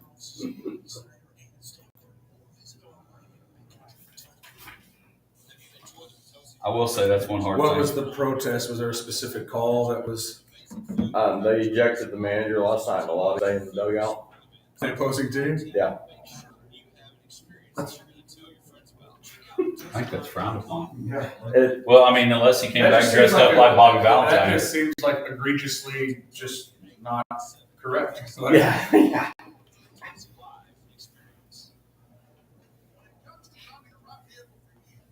Oh, man.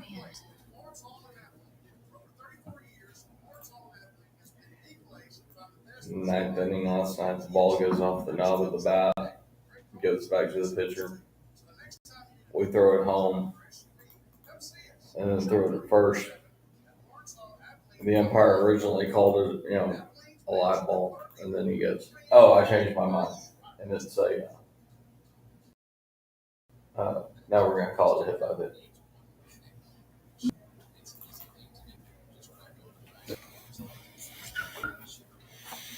So Cam got ran on that one. He got tossed. He got tossed.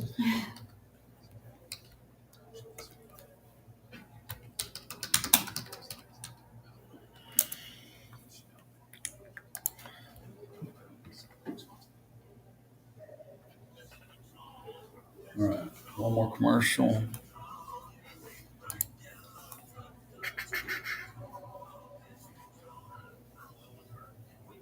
$17-7, top of the division. Yeah.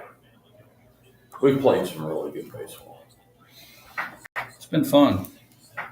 I think we're putting I know that we're putting a good product on the field, but I feel like that we're putting a good product on in general. Right.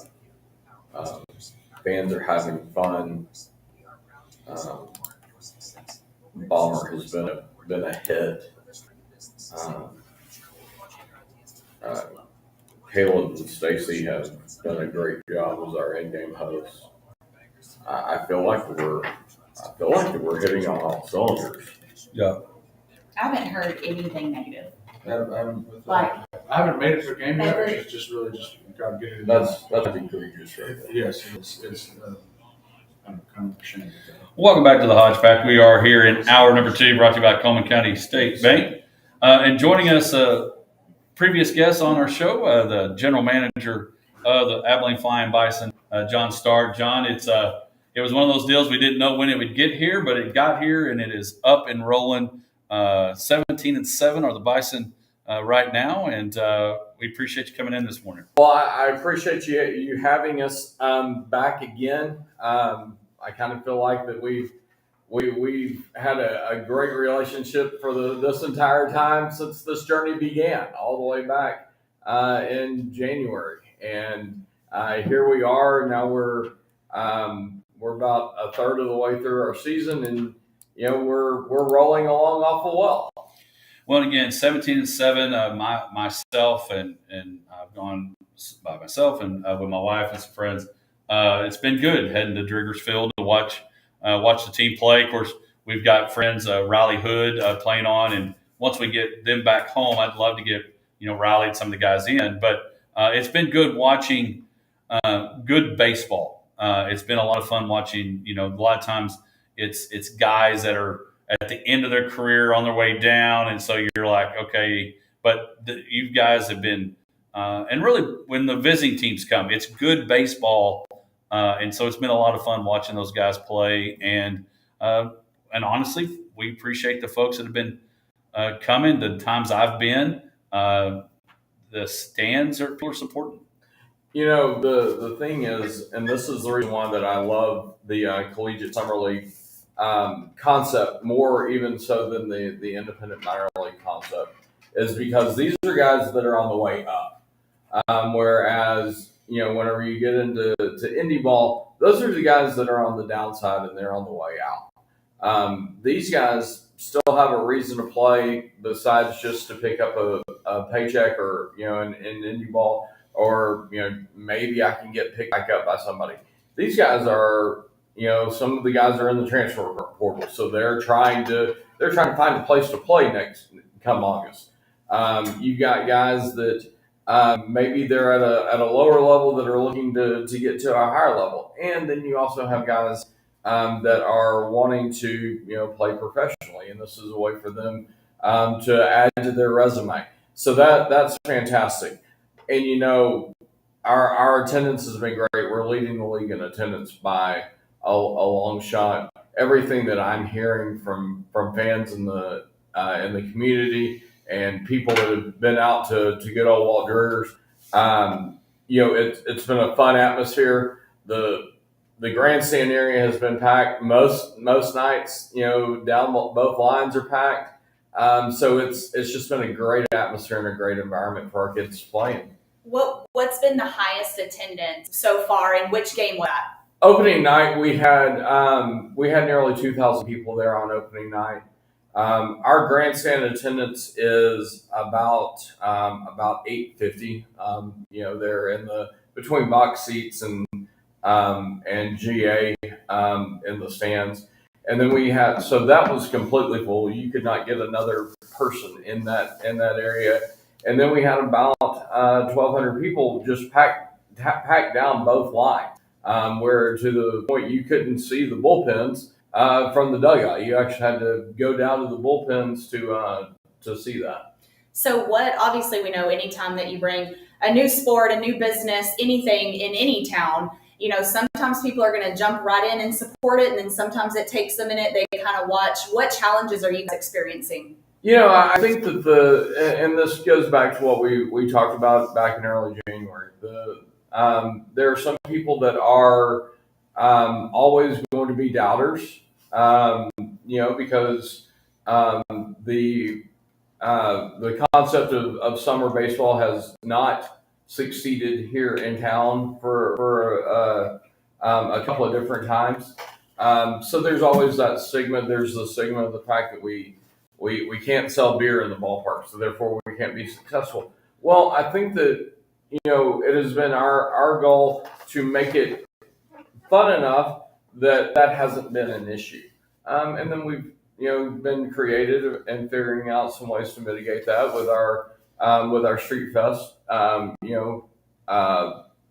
Lindsay Flores with Matera Bar and Grill has been absolutely fantastic as our concession vendor, and putting on those street fests every Friday and Saturday home games to give people just another avenue to come experience what we're putting out there. Yeah, no, she is. Brian and I obviously know her really well and have been on Cattle Barons and other committees. She is fantastic. But you were spot on. I think it's the experience. And I know that y'all been doing some really cool giveaways. It's like the jerseys and the bobbleheads and all the things. I'm like, dang, y'all are really killing it, in my opinion, on just the fan experience and a fun family outing at a reasonable price. And so I don't know. I can't say enough good things about it. And I'll give Kat a shout out, the marketing director that's done a lot from social media. And if you follow on Twitter and trying to keep that fan engaged, even when the Bison are on the road, keeping you engaged of what's going on, how things are going. And I do think, and we've mentioned it, that's one of the first things you talked about when you came on, was it's a very affordable family experience for any night. Yes, it can get a little toasty, but it's going to get toasty anywhere you go. And so, but get the good season, and it's not too bad. But they've done, you've done a good job.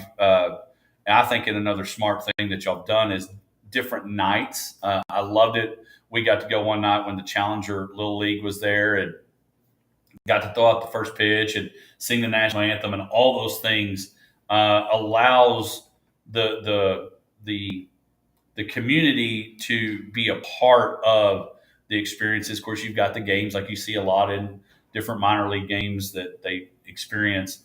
But again, I contribute it back to it helps. It's no different if you're Wiley High School, Clyde High School, Merkel High School. When you're winning and having a fun experience watching a good team, it's a game changer as well. And I've got to give our coaching staff credit on that. Our manager Cam Vega, our assistants Mason Ornelas, Chris Johnson, Logan Vega, and Harry Wolonsky. They did a fantastic job of identifying talent. Boardman Adams, who is an assistant there at McMurray, was our recruiting coordinator and helped us put this roster together. We have put together a good baseball, and that was one of the things that we were targeted, that I was personally targeted with by our owner, who said, I do not want to see bad baseball. So y'all put together the best baseball team possible, and we'll work on the other side of things, somewhere down the road.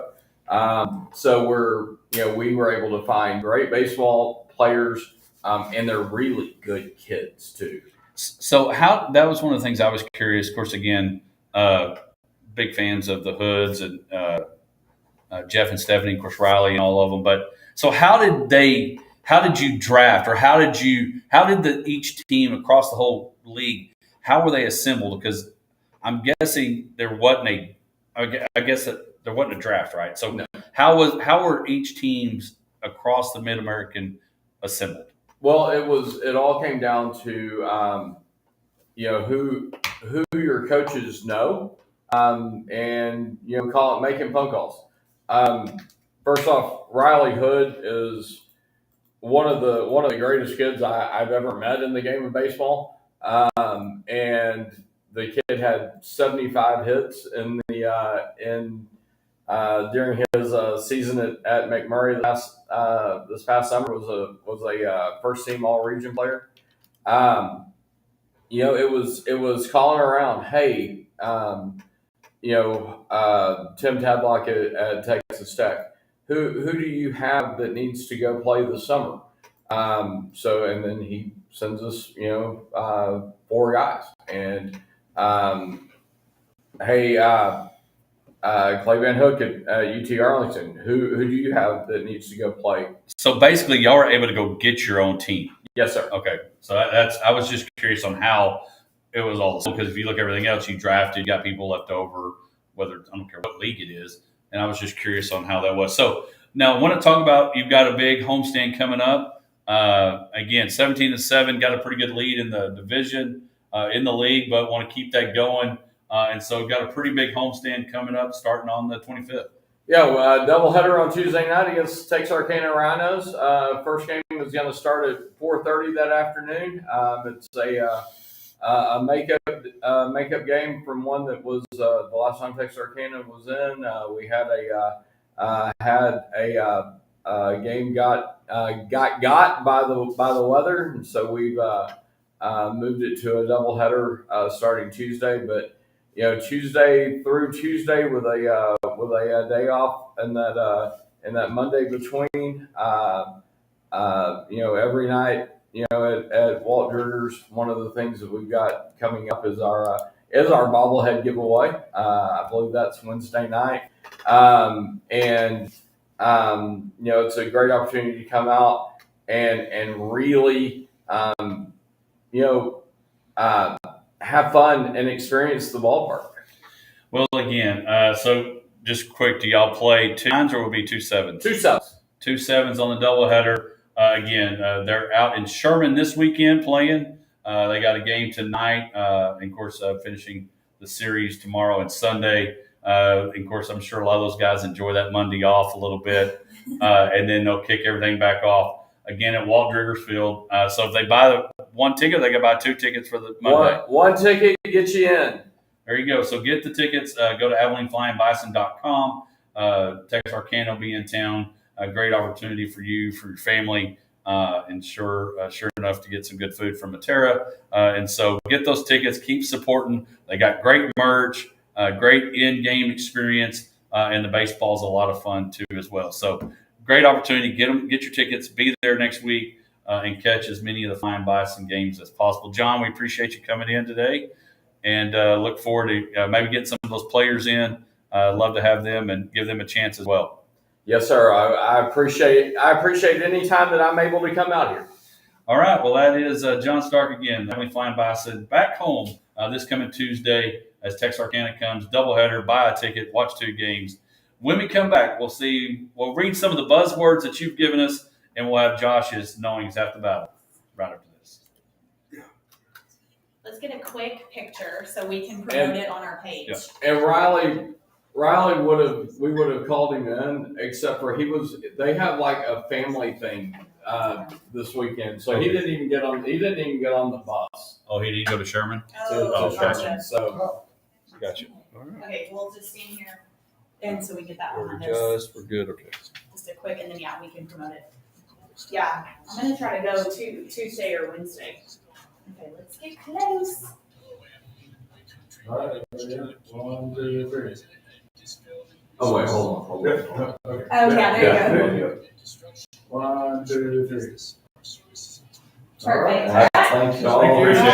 Thank you so much. Good to see you. I'm gonna come next week, so Yeah, I can get that maybe we can all off come the one bad night. list. I'm out of town next week. Oh darn it. Okay, well The maybe first- Josh and I can coordinate and come on the same night. The first or the second, I'll be back, but I'll leave. I can do We the leave Monday. first or second too. We'll look and We maybe leave we can all Monday. come together. And ironically, we're going to watch the Brewers play, and they're playing the Rangers. Oh, nice. So, appreciate it. Thanks, man. I appreciate it. All right. Bye, John. Thank you. Bye. Thank you all.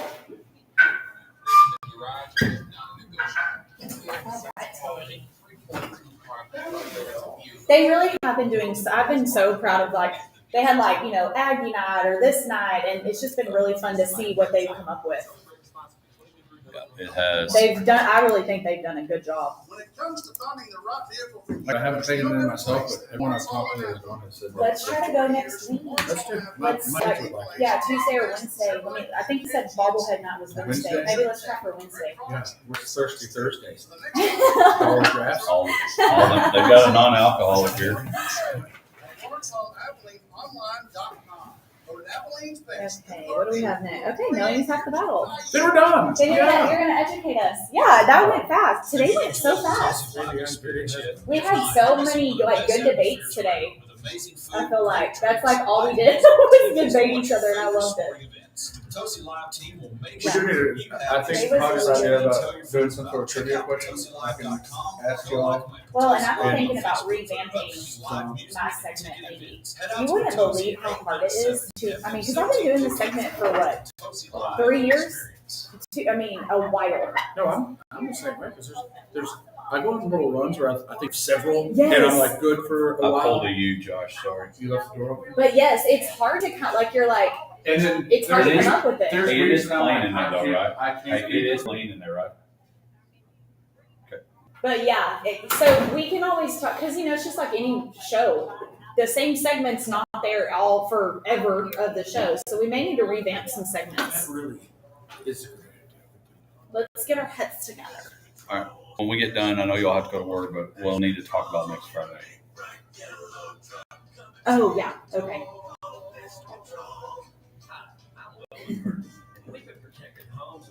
But yeah, I really have been thinking about some sort of different segment, like just to retire and maybe start something new. Like Mulligan's obviously still same sponsor, but just a spin off of that. And I don't know. I think it's gone really well and people like it, but I think that it could be nice. You can change the time. It could be a what would you rather. That's what I'm. Yeah, It could be. I'm gonna revamp it. I think.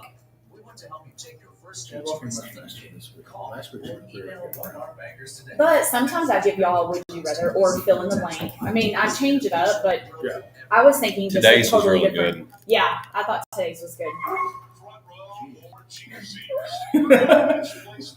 It's logged in to KLGD1069.com. Listening to the best sports radio show in the big country, the Hodge Pack.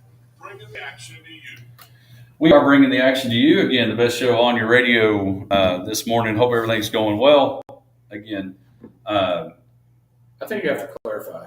What's Best sports show on the radio. That's right. That is not an objective, or subjective statement. That is an objective statement. We are the best. That's we right. are. And I don't know about, there might be other shows about different things that might not be better than. But I do love when our listeners text in. Lauren texted, the word is equestrian is hard. I was like, yeah, it's hard the second time. I can't say it. It's squiddy. It's squiddy. Not real sure why we don't just call it horse jumping. Because much better. Yeah, it's I wanted and to more bell him out. descriptive. You know what it was. I wanted to bell him out, but I was going to say squiddy too. So I was like, forget it. You were like, maybe somebody will say it correctly. But we do, before we get to Josh's this week's Knowing Half the Battle, last week we were on a journey together doing live as we broke bread together with some buzzwords. And so I put out there during the show, what are some buzzwords that you think should go away? Corey Jenkins says, blame strong anytime a town has a traumatic experience. Because everybody is strong. Touch base, sneaky good, let's go. That was from David Doan, Bandy Kilpatrick, and Jay Lynn. They had touch base. Bandy had sneaky good, let's go. Samantha Saldivar says the new normal. Circle back. Bruh. I'm not sure what Sean Martin means by cap. But like no cap. But this one is for sure Hunter boss. Like, you ever get those people that are like, man, I got you, boss. Okay, what can I get you, boss? Yeah, boss is one, that's for sure. And I'll follow up with Lynn Lawhans. His was for sure. For sure. He also said Cowboys win. We need to say that as often as possible. And Sarah McClin is like. If you wanted to get into terms of phrase that people say too much in conversations, that's a whole nother one. There's several that were on there. But one of my favorites is when people say, fair enough, when you're talking to them, like, fair enough, why are you the arbiter of what's fair? But those are some of the buzzwords last week that came from last week's segment of Knowing That the Battle. But Josh, what do you got this week? Well, I mean, I will say that last week's segment did cause quite a stir. I had more people talking to me about that than I have for many segments in a long time, because I guess it's one of those things that people like to clutch pearls, and if you say the thing that they think that is, like y'all were doing your do life thing, and y'all got offended, and it's like you just have to get over it. So I guess that and that's kind of leads me to my thoughts this week is that I tend to be a very like black and white, not much gray. I think that in most situations there is just like a right and a wrong, and I'm right, and generally you're wrong. So just y'all can get over it. But that's I gotta ask real quick. Did anybody else agree with Hodge and I on the doing live comment? Well, yes, a lot of people seem to like that. And I said, Okay, thank you. I just needed to hear that. It just means they were wrong with us. Yeah, no one. My mind has not been changed. He's still not doing life with anybody. No, that just makes me think of somebody who's a pastor that doesn't tuck their shirt in, which bothers me too. So take that for what. If you go to a church where they don't tuck their shirt in, you need to rearrange where your priorities are. So, Hodge, you tuck your shirt in. You don't wear a belt, but you tuck your shirt in. I do not have a belt today. I will have to go get that before I go play golf. Because I do not want to swing and have to. Never. You drop your drawers. It went past the ladies' tee box. Why are your pants down again? Definitely gonna get a belt. All right, but anyway, so sometimes it's reacting.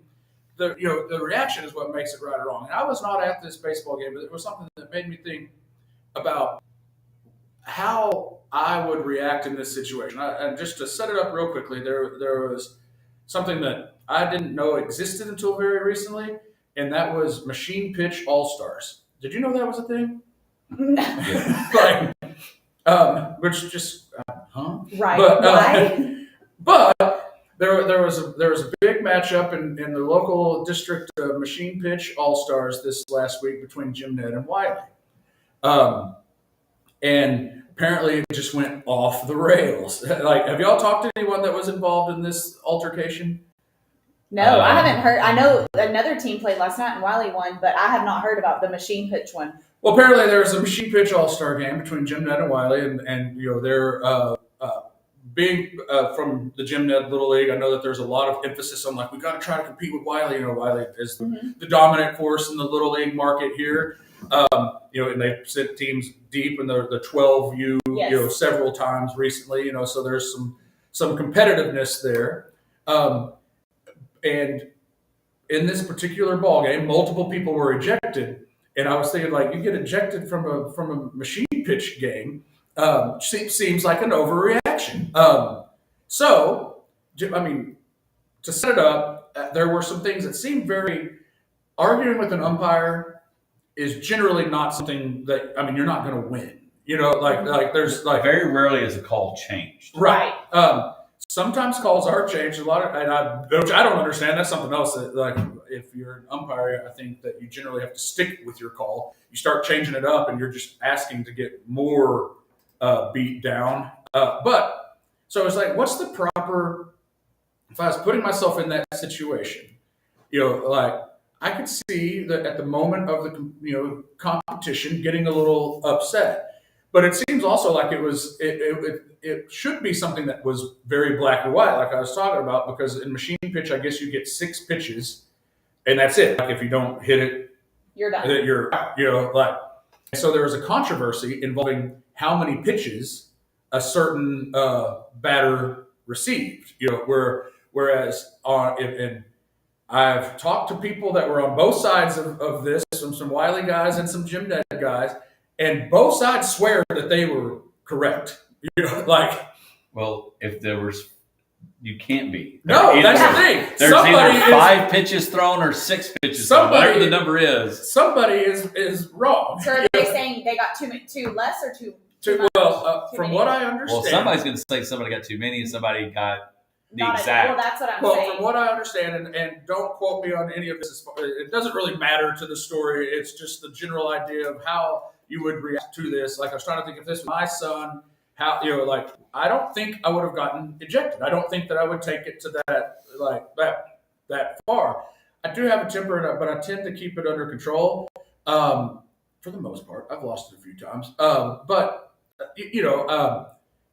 and when I've had to have words with umpires, throughout the years, I typically keep it very simple and no cursing, no like maybe raise the voice, and I'm a large guy, so sometimes that imparts maybe more aggression than I really intend to. Yeah, your impart. stature is scary. But apparently in this situation, after, depending on who you listen to, the fifth pitch or the sixth, they didn't have the New York review booth up and running, so I don't know how this gets missed, but apparently if you listen to the Jim Ned side, after the fifth pitch, the Wiley coach said, "Hey, that was 6 pitches," which then the umpire agreed with and called somebody out. The roles could have been switched, but that's just what I think I remember from the conversation. And upon that happening, there was just some pandemonium, and people got ejected. And apparently there are people on both sides that got ejected, in this story. But so how you react to things obviously is important. So let's put you in this situation, Hodge. If you're coaching and you think there's something that's just egregiously gone wrong, because you've been on both sides of this, you officiate games, you've played in games, you've coached games. Well, you've been a I'll fan. tell you. We've only got about 3 minutes, but I will tell you, my first year at Roby, one of the biggest things that ever took place that was completely wrong, video showed it, scoreboard showed it, was a kid got 3 free throws for a 1-and-1. And you play basketball, you get at max 2. Right. And long story short, the kid got 3, and I lost it. And I went straight to the coach's office at Rule, got on a phone. I think I had to have a cell phone then. And I called Ricky Smith, was the signing secretary. But here's the deal. You can't, there's nothing changing that. No, you can't do anything. But I was frustrated. And that was my first head coaching job, the only head coaching job. Superintendent was there. We're like, the guy shot 3 free throws. We lost 45-41 or 45-44, and he made the third one. Miss, made. And ball game is over. Instead of going to overtime like we should have when he missed the first one and then the second one, but never should have got a third. And I think that's one of those things that where me as a participant on any level, the list of things that are truly black and white would be the ones that I would lose my mind the most over. Because that's the thing is, I don't think those two guys were doing it to cheat. I think they just missed it. Mm-hmm. But they missed it in such a way that it can't be. Now the judgment call that you think you see, the guy was safe, but the guy calls him out, or that wasn't a foul, that was a foul. Those type of things you can argue about and you can get upset about, but it's really just that boils down to a judgment call on what you saw and what happened. And there's always bias involved when you're watching that. So you see that and you think, man, he was safe.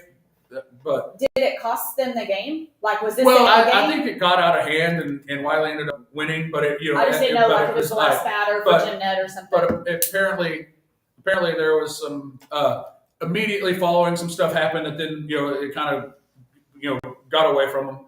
But keeping it together with that situation was just, I was thinking, how would I handle that? I don't know that I would handle it very well. But I'm saying now.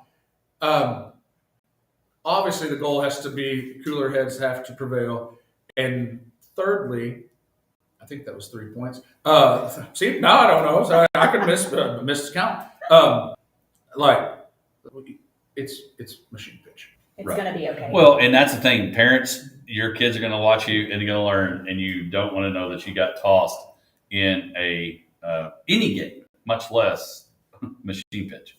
Hey, thank you guys so much for tuning in. We never take it for granted. Everybody have a great weekend. Catch a Bison game next week. We'll be back with more Hodge Pack next Friday. See ya. KLGD Stanford Abilene 106.9